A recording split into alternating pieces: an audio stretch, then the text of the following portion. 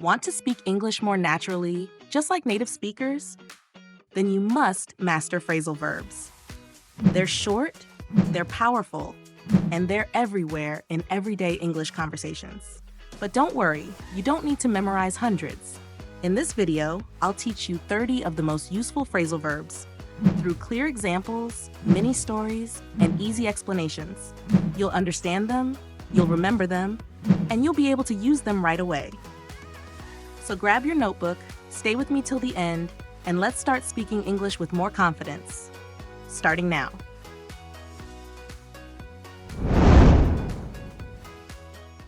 First, let's understand what phrasal verbs actually mean. A phrasal verb is a combination of a verb and one or more small words, like up, out, in, or off. These small words are called particles. When you put them together, they create a new meaning, often very different from the original verb. For example, the verb look means to see, but look after means to take care of someone. So looks after will take care of. That's a phrasal verb. Phrasal verbs are super common in English. Native speakers use them all the time, in daily conversations, movies, and even business English. Let's move on to our list of 30 essential phrasal verbs that you'll learn and start using today. Let's start with number 1, to add up. Take a look at this example. Her story didn't add up. I think she's lying. What do you think it means? It means something doesn't make sense or something isn't logical. So when you say, her story didn't add up, you mean her story didn't make sense. We usually use add up in negative situations, like when someone gives a strange excuse, you might say, that doesn't add up. Simple, right? Let's move on to the next one. To back somebody up. Take a look at this sentence. Don't worry, I'll back you up if anyone questions you. What do you think I'll back you up means? It means to support someone in a conversation, situation, or argument. It's not wrong to say, I'll support you, but it's even better to say, I'll back you up. Phrasal verbs just make you sound more natural and confident. Let's move on. Phrasal verb number 3, bring it on. Let's listen to this short conversation and guess the meaning. I'm going to beat you this time. Oh yeah, bring it on. I'm ready. Bring it on means you are ready and excited to face a challenge or competition. It's like saying, I'm not scared, let's do this. We use bring it on in informal situations, like during games, sports, arguments, friendly bets. It sounds playful or bold, not angry or aggressive. So next time you're feeling confident about a challenge, you can say, bring it on. Ready for the next one? Let's go. Phrasal verb 4, to call off. Look at this example. Are we still having the meeting today? No, they called it off because the manager is sick. What does to call off mean? It means to cancel something. It's when you decide not to do something that was planned. You use call off when a meeting, event, or activity is canceled, often suddenly. Something that was supposed to happen will not happen anymore. Here are some more examples. They called off the wedding. The game was called off because of rain. Simple, right? Let's move on to the next phrasal verb. Now let's go to number 5, to calm down. Listen to this example. You're getting really angry. You need to calm down. Okay, I'll take a deep breath. To calm down means to relax or to become less angry, upset, or excited. It's when someone feels better after being emotional. You use calm down when someone is feeling very angry, nervous, or upset. You want to tell them to relax and feel better. You can say it to yourself too. I need to calm down before my presentation. Or to someone else, please calm down and explain what happened. Let's continue to the next phrasal verb, to check in. To check in means to register when you arrive at a place like a hotel, an airport, or an event. It's when you tell them you are there and give your information. Short example conversation. What time do we check in at the hotel? After 2 p.m. Let's go to the front desk when we arrive. Use check-in when you arrive at a hotel and tell the staff you have a booking. You go to the airport to tell them you are ready for your flight. You arrive at a conference or event. Simple summary. Check-in equals register when you arrive. Phrasal verb number 7 is to chip in. Imagine this. You and your friends want to buy a birthday gift for someone. Instead of one person paying for everything, everyone gives a little money to help. That's what chip in means. To contribute a small part, usually money or effort, to help with something bigger. Listen to this example. We're buying a birthday gift for Sarah. Do you want to chip in? Sure, I'll give $10. When we chip in, we work together, and things get easier for everyone. Easy and useful, right? Let's go to the next phrasal verb. Number 8 is to close down. Let's imagine a small bookstore in your town. It has been open for many years, but now fewer people are visiting, and the owners decide they can't keep it open anymore. They close down the bookstore. It means the business shuts completely. It stops operating. So to close down means to shut a business or activity completely, usually because of problems like low money, few customers, or rules. Quick tip, we usually use close down for businesses, shops, or restaurants, not for people. Let's move on to the next phrasal verb. Phrasal verb number 9 is to grow up. Let's think about a child. At first, the child is small, goes to school, plays with toys. Then, little by little, the child becomes a teenager and later an adult. That whole process is called growing up. So, to grow up means to change from a child to an adult, to become older and more mature. Example sentence, I grew up in a small village by the sea. Or, she wants to be a doctor when she grows up. Bonus tip, we use grow up to talk about childhood and life experiences. It's about time passing and becoming mature. Let's keep going and learn the next phrasal verb. Phrasal verb number 10 is to hang out. Think about a time when you have no work to do, no homework, nothing stressful. You're just with your friends, talking, laughing, and having fun. That's what we call hanging out. To hang out means to spend time with someone in a casual, relaxed way. You don't have to do anything special, just being together, talking, having fun. Bonus tip, hang out is very informal. It's perfect for friends, family, or even just relaxing alone. Phrasal verb number 11 is to keep on. Tom is learning how to play the guitar. At first, it's really hard. His fingers hurt and he makes a lot of mistakes. But Tom doesn't quit. He keeps on practicing every day. After a few months, Tom can finally play his favorite song. So, to keep on means to continue doing something, even when it's difficult. Example, you should keep on practicing if you want to get better. Remember, when you keep on doing something, you don't stop. You stay strong and keep going. Let's move on to the next phrasal verb. Phrasal verb number 12 is to pull over. Imagine you're driving a car. Suddenly, you see flashing lights behind you.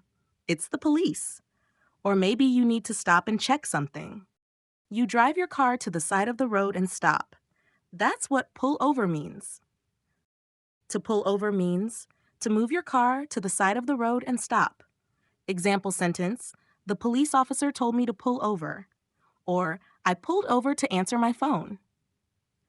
We usually use pull over when we are talking about cars or driving. It means to safely stop, not just slow down. Phrasal verb number 13 is to run away. Listen to this short story. A young boy is walking down the street. Suddenly, he sees a big, scary dog. He feels very afraid, so he turns around and runs away as fast as he can. To run away means To leave a place quickly because you are scared, in danger, or don't want to stay. It often means leaving without telling anyone. Example sentences. The cat ran away when it heard a loud noise. He ran away from home when he was young. The thief ran away before the police came. She ran away from home when she was 15. Simple summary. Run away equals escape or leave quickly. Phrasal verb number 14 is to stick with. Maria started learning English 6 months ago. At first, it was really difficult. She wanted to quit, but she didn't. She stuck with it. She kept learning every day. Now, she speaks much better. To stick with means to continue doing something even when it's hard. It can also mean staying loyal to a person or idea. Examples. Stick with your studies and you'll improve. I'll stick with my team no matter what.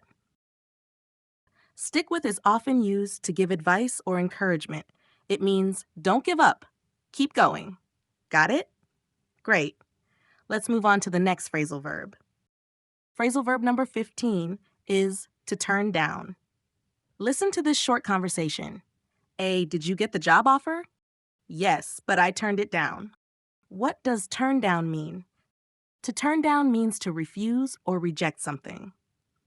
It's when you say no to an offer, an invitation, or a request.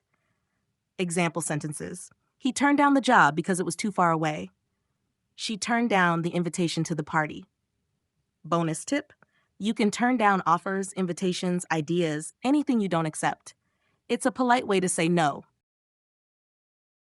Phrasal verb number 16 is to turn off. Listen to this real-life situation. You're leaving your house. Before you go, you turn off the lights. Then you turn off the TV. You turn off the air conditioner. To turn off means to stop a machine, light, or device from working by pressing a button or switch. Example sentences. Don't forget to turn off the lights before you leave. Can you turn off the TV? It's too loud. Bonus tip. Turn off is about stopping something that uses power or electricity. It's the opposite of turn on. Simple and useful, right? Let's keep moving to the next phrasal verb. Phrasal verb number 17 is to watch out. Listen to this short story. You are walking down the street. Suddenly, a friend shouts, "Watch out! There's a car coming." You quickly move out of the way. To watch out means to be careful, to pay attention because there might be danger. We often say watch out when we want to warn someone quickly. It's very common in everyday speaking.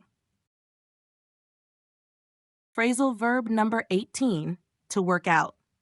Listen carefully. This phrasal verb has two meanings. First meaning, you go to the gym, you lift weights, you run on a treadmill, you are working out. You are exercising to stay healthy and strong. So, one meaning of workout is to exercise or train your body. Second meaning, you have a problem. You think about it carefully, you find a solution, you work it out, you solve the problem. So, another meaning of workout is to solve a problem or find an answer. In English, working out is very common when talking about fitness. Work it out is often used when talking about life problems, relationships, or plans. Great job! Let's move on to the next phrasal verb. Phrasal verb number 19 is to look for. Listen to this short story. You can't find your keys. You check your pockets, you check the table, you look under the couch. You are looking for your keys. To look for means to try to find something. Example sentences. I'm looking for my phone. Have you seen it? She's looking for a new apartment. Bonus tip. Look for is always about searching for something you need or want. Now phrasal verb number 20 is to get back. Listen to this short story. Anna goes to the supermarket. She finishes shopping and goes home. Now she's getting back home. She returned to where she was before. To get back means to return to a place, to go back to where you were. Example sentences. What time did you get back last night? I'll get back to the office after lunch. You can also use get back with people. For example, if someone asks you a question and you need time to think, you can say, let me check and I'll get back to you. It means I'll respond or contact you again. Phrasal verb number 21 is to put off. Listen to this real-life situation. You have homework to do today, but you feel tired. So you say, I'll do it tomorrow. You put it off. You delay it. To put off means to delay or postpone something. To decide to do it later, not now. Example sentences: I always put off cleaning my room. They put off the meeting until next week. Put off is often used when someone delays something on purpose, usually because they don't feel like doing it now. Got it? Great. Let's keep going. Number 22 is to turn up. Listen to this short story. You're at a party. You invited your friend, but they didn't say if they were coming. Then suddenly, they turn up. You're surprised, but happy. To turn up means to arrive or appear, especially unexpectedly or without warning. Example sentences: he didn't turn up for the meeting. She always turns up late. We didn't expect him to come, but he turned up. Turn up is informal and common in conversations about parties, plans, meetings, or surprise visits. You can also use turn up for volume. Example, can you turn up the music? Let's move on.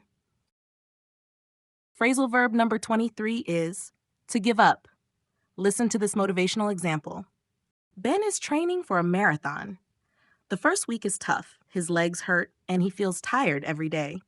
But he doesn't give up. He trains a little more each day. And after a few months, Ben finishes his first marathon. That's what it means to not give up, to keep going, even when it's hard. Give up is often used in motivation and encouragement. It's the opposite of keep going or stick with it. Don't give up on learning English. Let's move on to the next phrasal verb. Phrasal verb number 24 is to break down. This phrasal verb has two meanings. Listen to these two short stories. Jake is driving to work. Suddenly, his car makes a strange noise. Then it stops completely in the middle of the road. His car has broken down. Now he has to call a mechanic. In this case, breakdown means the car stopped working. So the first meaning of breakdown is when a machine or vehicle stops working. Second meaning, story 2, a person breaks down. Lena just lost her job. She feels very sad and stressed. While talking to a friend, she starts to cry. She can't stop the tears. Lena breaks down. Here, breakdown means she lost control of her emotions. So the second meaning of breakdown is to lose control of your emotions, especially when crying. So breakdown can be about machines, when they stop working. People, when they become very emotional. Easy to understand, right? Let's move on to the next phrasal verb. Phrasal verb number 25 is to come across. Listen to this short story and try to guess what to come across means. While cleaning his room, Sam opens an old drawer. Inside, he finds a photo from when he was a child. He wasn't looking for it, but he came across it by accident. To come across means to find something by chance when you're not looking for it on purpose. Example sentences: I came across an interesting article online.